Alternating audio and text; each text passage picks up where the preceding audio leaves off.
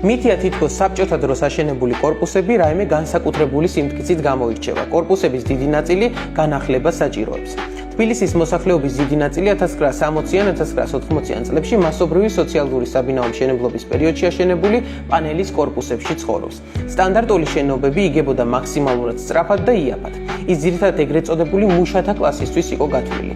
ასაწყობი კონსტრუქციების გამოყენებით პირველი სერიული პროექტი იყო ეგრეთ წოდებული ხრუშჩოვის კორპუსები, რომელთა ექსპლუატაციის ვადა 50 წელს არ აღემატებოდა. დღეისათვის კი ეს ვადა ამოიწურა.